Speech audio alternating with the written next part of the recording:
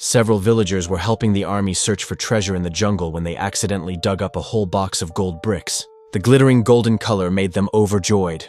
If they took these gold bricks, they would have food and drink for the rest of their lives. Rajan, Tula, picked up one piece and looked at the other three. Greed had already risen in their hearts. They quickly put the gold brick down and closed the lid. However, one of the soldiers had already heard the noise. The opportunity to get rich was right in front of them. When the soldier got closer, he discovered something was wrong. But before he could make a move, an iron rod, or plier, instantly pierced his heart. The sound of him falling into the pit alerted others. Another person followed the sound to check. One of the villagers suddenly popped his head up and dragged him into the pit. The military officer who saw this happen immediately ordered the others to be on alert. However, these few villagers were not simple. The four of them were calm-headed and skilled fighters, clearly having done this kind of thing before. They forcefully snatched the box of gold from the hands of this army unit and rushed out of the jungle to the seaside. They ran desperately, worked together to move the gold bricks onto a boat, and then sailed away. After leaving Sri Lanka, they fled north, taking a full day and night to reach the southern coast of India. They first buried the gold in the sand, but before they could leave, they were cornered by the patrolling Coast Guard. The four were taken to the Coast Guard station. Luckily, the other side thought they were smugglers or terrorists and didn't know about the gold. They naturally wouldn't admit to anything, but they also didn't dare mention the gold. The chief, seeing they were uncooperative, planned to pin some unsolved cases on them. Just then, Rajan stepped forward and said they were from Sri Lanka and their village had been burned by terrorists, which is why they fled to India. But the chief wasn't so easily fooled. Rajan calmly took a cloth-wrapped object from his pocket. This made the chief curious. When Rajan fully revealed the gold brick, the chief's eyes lit up instantly, but he was very greedy. This brick was just the fee for entry. Their documents still needed to be processed. His three companions then also took out gold bricks hidden on their bodies. With 4 gold bricks, the chief immediately processed legal identities for them. After getting legal identities, they just worked as ordinary movers on the docks. But the local gang leader intentionally came to find them, demanding they pay protection money. Rajan's brother even got slapped, but Rajan stopped him from retaliating.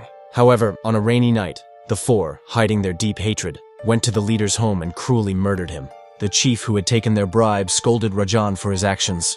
Without a second thought, Rajan killed him with one slash of a knife. From then on, anyone who saw the 4 of them felt a chill in their heart and didn't dare provoke them. They eliminated rivals one by one, seized territory, and used this to build their own power. The 4 were ruthless and never showed mercy. Using the gold they had stolen, they greatly expanded their businesses in their territory and began recruiting poor, unemployed youths to follow them.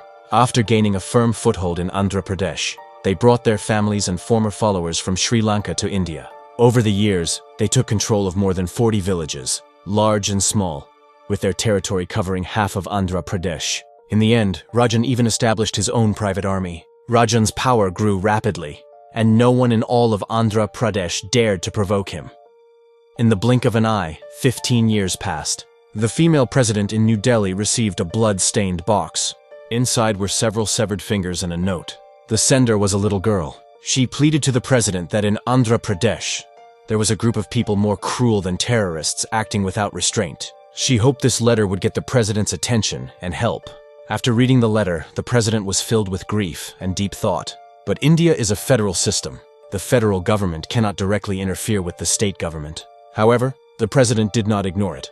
She ordered the director of the Central Bureau of Investigation, CBI, to personally investigate the situation. Andhra Pradesh is a coastal state, and some people there make a living by farming. A farmer was plowing his field when his plow suddenly unearthed a human hand. He screamed in terror, and other villagers heard and came running. They dug a headless body out of the ground. One old man saw the clothes and fell to the ground. But there wasn't just one body. There were over 10 headless corpses, which had already begun to stink in the high temperature. The people killed were all strong, young local men. Such a horrifying case had never been seen before. The police quickly arrived after receiving the report. The one leading the team was a newly appointed female officer, Priya. She asked what was going on. Although the villagers present were all grieving, no one dared to say a word, afraid of bringing disaster upon themselves. Priya could tell from their expressions that there was a hidden story. She loudly demanded to know who did it. The adults didn't dare to answer directly. It was a child who spoke a name.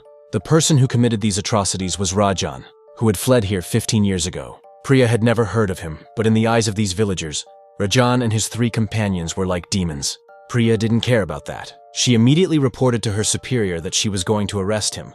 When her superior heard this, he was shocked and immediately ordered her not to act rashly. The police officers with Priya, knowing who they were about to arrest, immediately distanced themselves from her, some even resigning. In the end, only 5 female officers remained with her. They angrily stormed into Rajan's villa. The few officers, upholding justice, started fighting as soon as they entered, beating up the guards who tried to stop them.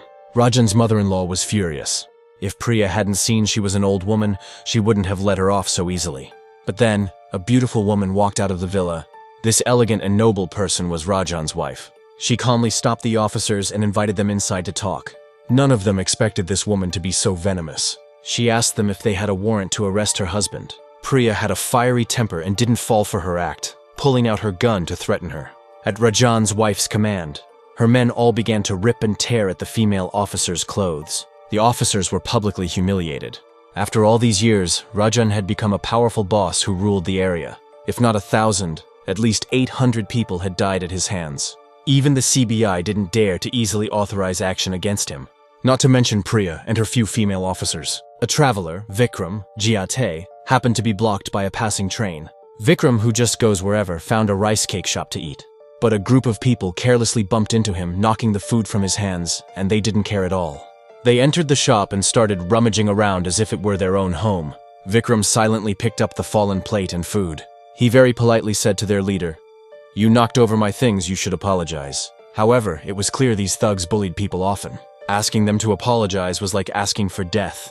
They all started mocking this blind guy. Just then, Vikram suddenly attacked. The guy who was just mocking him was slapped to the ground. This sudden move stunned the rest of them. Vikram still told them to apologize. The leader, enraged, rushed forward to teach him a lesson, but ended up being the one taught a lesson. His men reacted, pulling out bottles to fight. But this person dressed as a traveler was surprisingly good at fighting. Not only could Vikram fight, but his strength was also abnormally large. Even now, he still demanded an apology. The leader was now afraid but refused to back down. So he brought up his backer. Vikram didn't care who it was. He wanted to see if their backer was stronger than his fist. This backer was a big landowner in the area. Vikram went up and slapped him several times, demanding an apology. The landowner had no choice but to call his own boss. This boss was Sanjay, one of the 3 men who escaped with Rajan. At this time, the CBI director had flown to Andhra Pradesh. Police superintendents from all over the region were rushing to meet him. He had brought documents from the tax bureau and was following the president's orders to investigate the Purathasan area of Andhra Pradesh. But some officials in Andhra Pradesh had long been bribed by Rajan. They passed the news to the chief minister, who quickly notified Rajan's wife. The CBI director was not a minor figure. She told Rajan to quickly destroy all tax bureau evidence. Sanjay was in charge of this. He brought a group of men to force the tax officials' teeth then. Vikram arrived, dragging the group of thugs. This was their first meeting.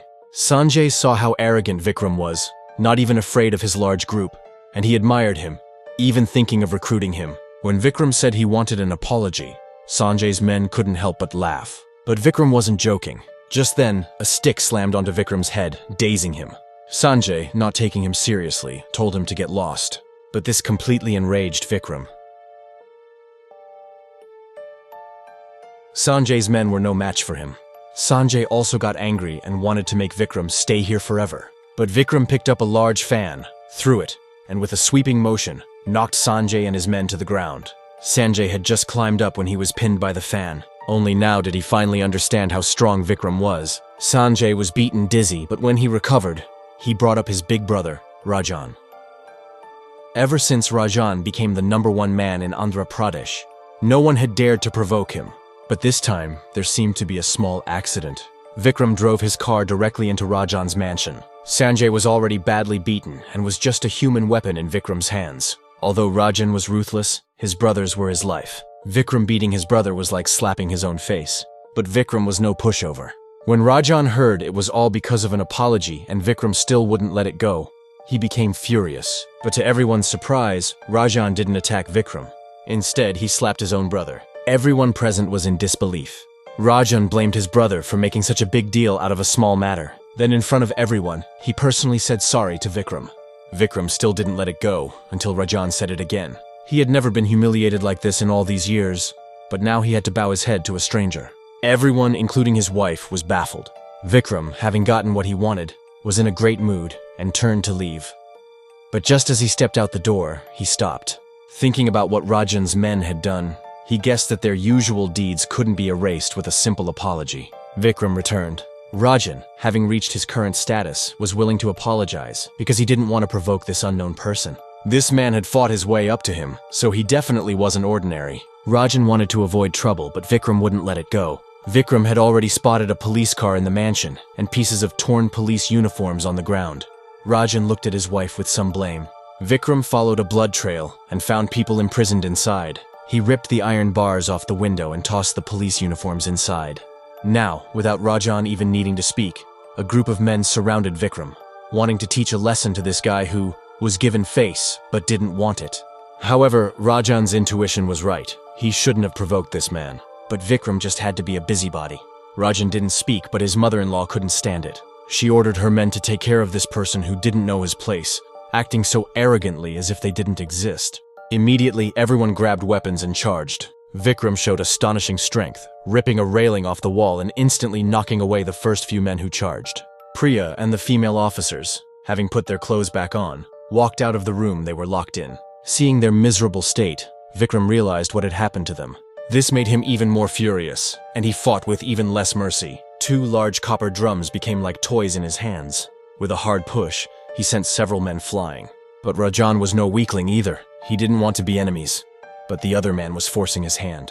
Rajan grabbed a shotgun from an inner room and rushed out. Only now did everyone realize this man's identity was truly not simple. To save Priya and the others, he would not back down today. Rajan also refused to give in. It was his wife who stepped forward and told him not to be reckless. There were more important things to do. No need to fight to the death. Rajan, having calmed down, chose to back down again. He agreed to let Vikram leave with Priya and the others. But the feud between them was now set. At this time, the Chief Minister of Andhra Pradesh intercepted the CBI director on the road. He wanted to bribe him. As long as the CBI director stopped the investigation and wrote "all is well" in the report, the Chief Minister would arrange for him to enjoy his trip and receive a huge reward afterward. But this order came personally from the president. He naturally couldn't be bribed. He warned that if the investigation found the Chief Minister was involved, his career would be over. The Chief Minister was furious. He was the highest official in the state. When had he ever been threatened so openly?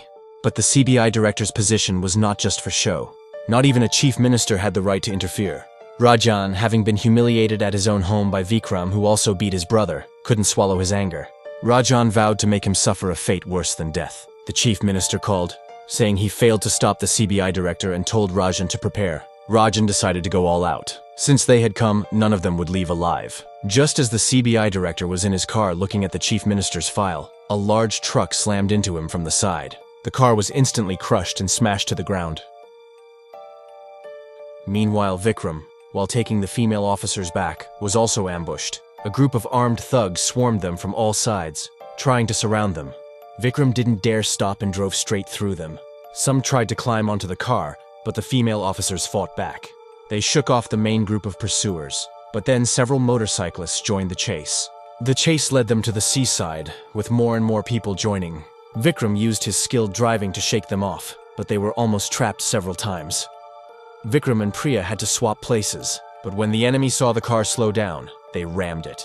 Vikram was knocked to the ground, and a female officer was also thrown out. As she stood up, a thug stabbed her in the back. The others rushed to help. Vikram was also being chased. He kicked up a log and swung it at an oncoming car, but danger was also coming from behind. With no time to think, he dashed forward, kicked off the car, and leaped, barely dodging a fatal blow. After getting back in the car, they fled. The CBI director was unharmed. He had anticipated the chief minister wouldn't give up, so he had switched cars midway. Although Vikram's group escaped, the officer who was stabbed was in critical condition. They rushed to a nearby village for help. But the village was deserted, without a single living person. The officer didn't make it and died. Rajan called at that moment. He threatened that this was just the beginning. The others would be killed the same way, and he would save Vikram for last to be tortured to death. Hearing this, Vikram's anger flared.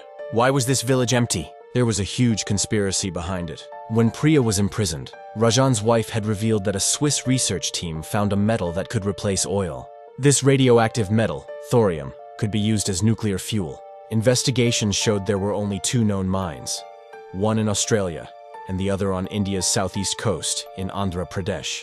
This metal was hidden in the ordinary sand on the beach. The company's boss partnered with the chief minister to clear out all the residents from this coastal area to mine it. This had to be done in secret, or it would cause a global incident. As long as they succeeded, the chief minister could name his price. The chief minister was tempted, but the coastline was over 1,000 kilometers long, and the residents wouldn't leave easily. So he brought the boss to Rajan. Rajan controlled over 40 villages and could do this more easily. If Rajan used a fake coastal development plan to clear the residents, he would get 250 billion rupees. This huge profit tempted Rajan, and he agreed. This led to the tragedy of Rajan driving out villagers and massacring those who refused. In Andhra Pradesh, Rajan's word was law. The villagers had no one to turn to. After some were killed, the others had to agree to move. The chief minister helped cover it up. Over 30 villages were affected. Someone secretly recorded a video to send to the federal government, but it couldn't be sent. His actions were discovered, and the girl who recorded it was publicly humiliated and driven insane. The villagers, having lost their livelihood, cut off their own thumbs as a desperate plea to get the federal government's attention. But this news also leaked. Rajan's wife personally led men to shoot all the villagers who had cut off their thumbs. This is where the dozen headless bodies came from. Luckily, the president received the letter and sent the CBI director. Knowing the whole truth, Vikram was furious. He went to the local police station. Unsurprisingly, these corrupt police had been bought by the chief minister and Rajan. Vikram tried to file a report. When he said he wanted to report Rajan, they all laughed, especially when they saw the humiliated Priya. Vikram was enraged at these corrupt cops. He angrily yelled, "You are unworthy of the uniforms you wear," but he was ambushed from behind and hit with a gun stock. While he was dizzy, they chained him to a pillar. Priya tried to help but was kicked away. The female officers were no match. The local police inspector told his men to call Rajan and take credit. Sanjay answered the phone. Hearing that Vikram, the man who beat him, and the female officers had been caught, he was thrilled. He didn't want Vikram to die easily. He wanted to come and torture him personally. Soon, Sanjay arrived excited. He was very pleased with the inspector's work.